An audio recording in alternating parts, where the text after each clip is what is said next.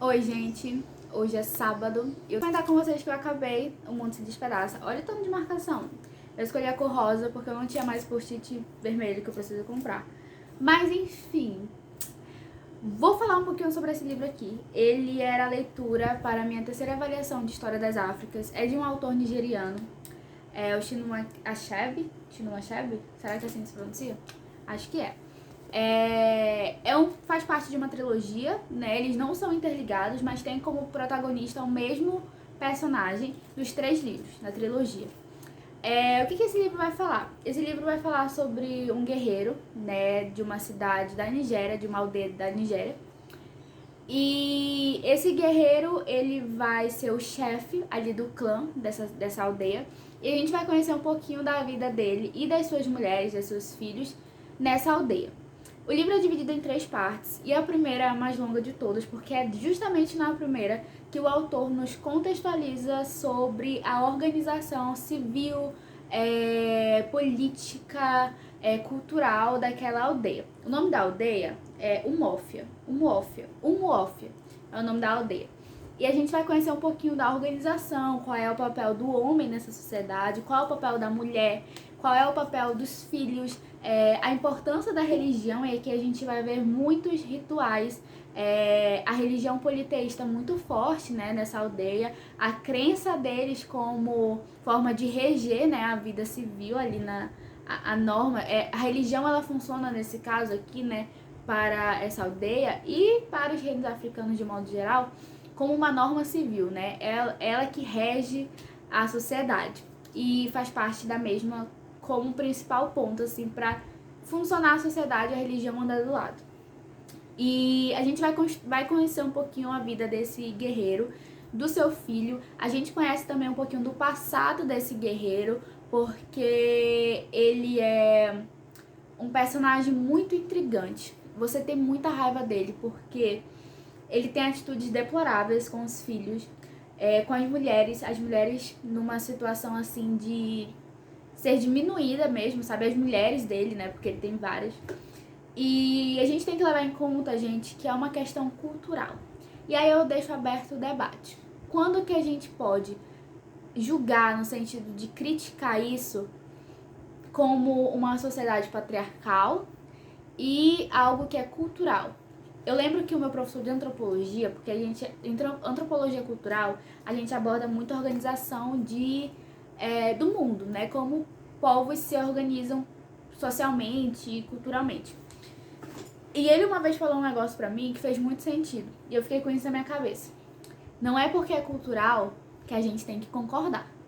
Há exemplo aí da região dos países árabes, né? Como é que é a relação das mulheres lá.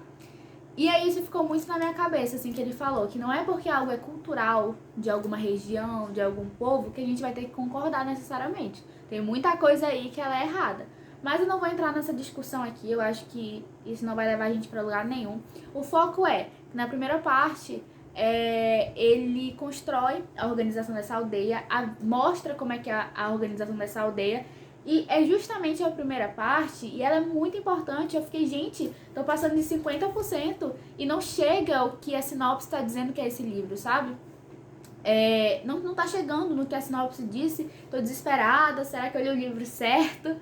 Mas agora a gente vai entrar num ponto que a partir da segunda parte e a terceira, segunda e terceira parte, elas são muito importantes porque a gente vê a vida desse guerreiro se despedaçar aos poucos.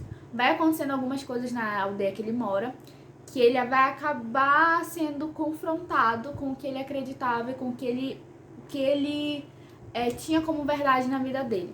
Então, tudo que ele tinha como princípio de vida foi começando a ser despedaçado, como o próprio título, né, do livro, O Mundo Se Despedaça. Por quê? Acontecem algumas coisas, mas em um determinado momento da história, chegam 2 homens brancos, colonizadores, e eles vão mudar as coisas ali naquela aldeia, né? Principalmente trazendo a religião como ponto principal da história, a religião. Porque eles vão pregar ali o cristianismo, monoteísmo, e criticar a religião politeísta dele, criticar os modos de vida, a forma de enxergar o mundo, a forma de crer, o que crer, tudo isso eles vão criticar. É o homem branco, civilizador, ocidental, chegando nessa região da Nigéria e mudando com tudo. Isso explica um pouco o nome do livro, O Mundo se Despedaça, porque essa construção tão boa e tão rica de detalhes que a gente tem no primeiro momento, e a gente percebe o quanto que essa aldeia, e a gente tem detalhes só da aldeia de Umuofia, a gente não tem tanto detalhe das outras aldeias, e só essa aldeia, ela é extremamente construída, extremamente organizada numa complexidade cultural e social muito, muito bonita e muito rica. Então, a gente começa a ver essa sociedade complexa ruindo a partir do contato com o colonizador. E a gente tem que ter muito cuidado, porque quando a gente fala ruir, a gente não tá falando de um choque total que dissemina tudo que existe, sabe? Não é porque teve esse contato com o homem branco e já tirando esse conceito, banido já da antropologia de aculturação, que no contato com outros povos, um povo vai perder a sua complexidade cultural. Não acontece isso. Acontecem sim mudanças, né? O homem branco vai querer impor sobre o colonizado que ele acredita, mas muita gente resistiu e mesmo com tudo que aconteceu na história, ainda muitos continuaram praticando as suas crenças, praticando seus ritos e seguiram a vida como deu. Então, eu gostei muito do livro. Tem algumas coisas do protagonista, como eu falei, que eu não concordo. E aí é um debate que eu tenho que aprofundar na faculdade.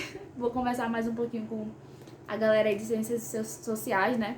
Sobre essa questão de cultura, de que eu não concordo em relação ao machismo, enfim. Mas é um livro muito bom, eu recomendo. Ele é um livro rápido, tem 236 páginas, bem rapidinho. Quero ler os outros dois do mesmo autor, né, que faz parte dessa trilogia, que não são interligados, mas tem como o mesmo personagem, né, protagonista. E eu gostei muito, foi a minha última avaliação de História da África. Agora eu só vou precisar participar das aulas, né, pra não pegar falta, não reprovar por falta. Mas estamos na reta final, como eu falei pra vocês. Já estou planejando com os meus amigos o projeto de História Indígena e do indigenismo, o projeto final. E também estamos aí indo para o final do período, do segundo período. Passou bem mais rápido do que eu imaginava. E é isso, gente.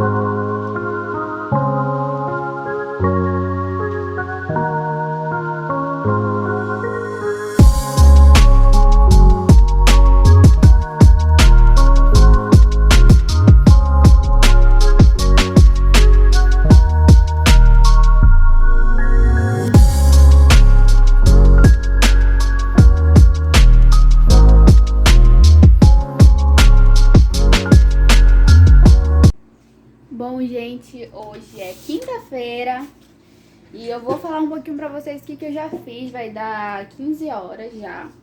Vamos conversar um pouquinho sobre o que eu já fiz hoje. Peraí. Hoje é quinta-feira e eu não tive aula de História das Áfricas. Então, o que eu fiz? Eu li o 5º capítulo de História Cultural, que é um livro que eu estou lendo para um projeto da faculdade. Estou fazendo um vlog de leitura só pra ele, né, nesse momento agora que eu tô gravando. Tô fazendo também vlog de leitura pra ele. Eu não sei se vai sair primeiro esse vlog, se vai sair esse primeiro vlog de leitura dele. Eu não sei, mas de qualquer forma, vocês vão ficar sabendo aqui no canal, que vai estar postado aqui.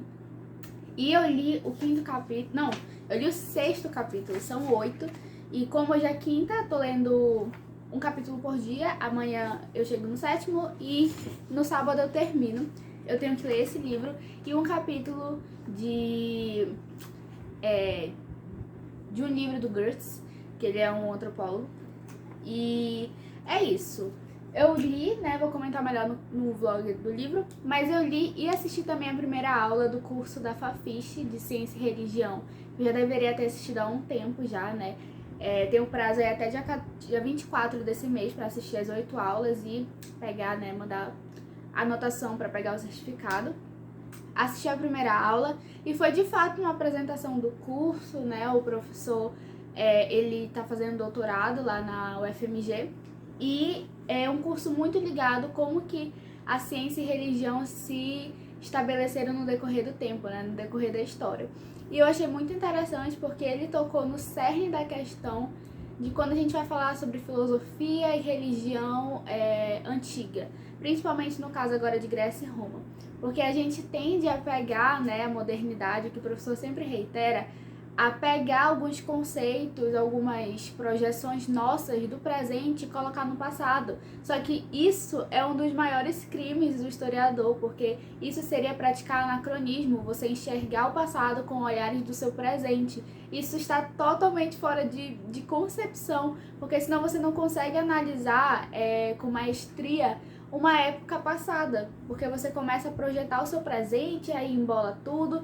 E se tem uma coisa que, no nosso contexto atual, né, na modernidade, pós-modernidade, se tem uma coisa que a gente tem certeza é que não é quase nada parecido com o passado, em termos mais ligados à religião, à filosofia, à ciência, enfim. Então, nessa primeira aula, o professor deixou claro, né, pra gente tentar evitar, né, praticar anacronismos, pensar isso aqui é religião, isso aqui é ciência. Até porque antigamente, é uma coisa que eu estou vendo muito em história antiga ocidental, a ciência e a religião, filosofia e religião andavam juntas. Porque os homens antigamente, eles não tinham esse negócio de eu sou o professor, eu sou filósofo, aquele ali é sociólogo, aquele ali é matemático, esse aqui é historiador. Não funcionava dessa forma. Às vezes um filósofo, ele também se envolvia ali com a matemática, porque tinha essa abordagem interdisciplinar, entre muitas aspas, né, já usando um termo moderno.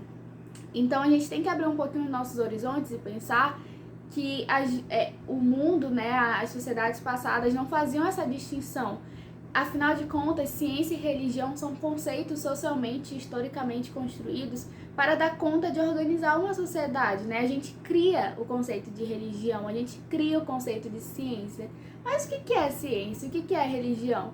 Então, sempre entender isso, né? Eu acho que para um primeiro momento foi muito importante ele citar esse ponto, que ciência e religião no passado era muito complicado, porque ao mesmo tempo que os filósofos, né, que praticavam ali hoje o que a gente chama de pensamento racional, pensamento crítico e científico, de certa forma, eles também abordavam questões sobre religião. Então, por exemplo, na nossa última aula de filosofia grega e religião grega, o professor enfatizou, os mesmos filósofos que falavam sobre a vida, sobre o universo, também falavam sobre deuses gregos. Então, tirar um pouquinho da nossa concepção, pelo menos por agora, essa distinção totalmente disso aqui é totalmente ciência, isso aqui é totalmente religião, e tentar pensar com o mundo, pensar com a mentalidade da antiguidade, do passado, e tentar sempre fazer essas distinções de tempo, né? Nunca praticar o anacronismo, porque é muito perigoso para o historiador. E é isso, no total são 8 aulas, em torno de 40 minutos cada uma. E hoje eu vou dar conta do resto, né, do dia, tentar focar um pouquinho no projeto de história indígena e do indigenismo. E eu tenho que focar nesse fichamento de Amazônia 3, porque não tá dando, gente. Depois da primeira prova, eu não consegui mais me adaptar aos textos de Amazônia 3. Não gosto muito desse debate mais século XX que a disciplina tá levando. Lógico que tem que ter, né? E querendo ou não, tá sendo um teste, porque é a primeira vez da disciplina no currículo de 2019. Mas não tô gostando.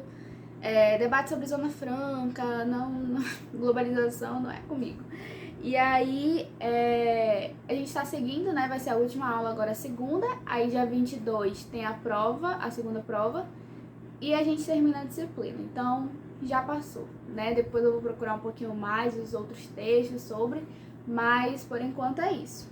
E aí, gente, tô aqui pra encerrar mais um vlog. E o vlog dessa semana de estudos foi bem diferente. Essa semana eu comecei mudando um pouco o ambiente que eu estudava. À tarde eu estudava sempre aqui na minha mesa de estudos, mas o meu quarto ele não é muito iluminado, a mesa é muito pequena também para as minhas coisas.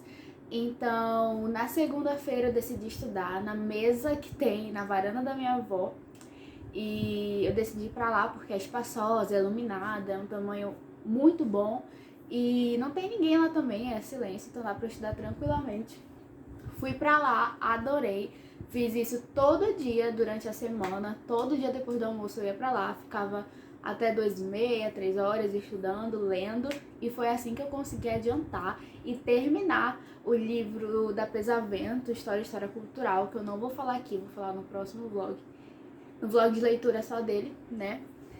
E foi sensacional, assim, consegui adiantar muita coisa, consegui estudar bastante. E é isso. Essa semana eu ainda tenho fichamento para entregar até segunda, que é o último fichamento de Amazônia 3. E o que eu achei de Amazônia 3? Então, eu achei difícil a segunda metade, né, da disciplina, porque é um assunto... Amazônia 3 é século XX, né? Então, eu achei um pouco difícil, não é um debate que eu tô muito acostumada. Foi um recorte muito econômico e eu não tô muito acostumada com esse recorte, então eu penei um pouquinho, sabe, pra engatar ali nas leituras. Os últimos... Teve a primeira prova, né? Aí depois da primeira prova, o primeiro texto depois da primeira prova foi legal, só que o penúltimo e o último agora eu não gostei tanto. Muito no contexto econômico, globalização, não é muito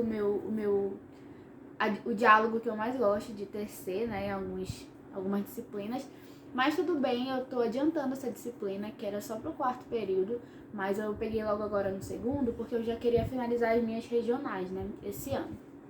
E tô terminando, falta só a última prova, que vai ser dia 22, e aí eu finalizo a disciplina de Amazônia 3, se Deus quiser, passada direto. Mas é isso, gente. Semana que vem, na quarta-feira, quando eu estiver postando esse vlog, vai ser na segunda-feira. Mas na quarta-feira dessa semana, a gente vai para uma aula, né? Eu e minha turma lá no Centro Cultural Povos da Amazônia. E a gente vai ter uma aula de história indígena. Eu acredito que seja a penúltima aula da disciplina. Vai ser muito legal, vou tentar mostrar aí no vlog pra vocês.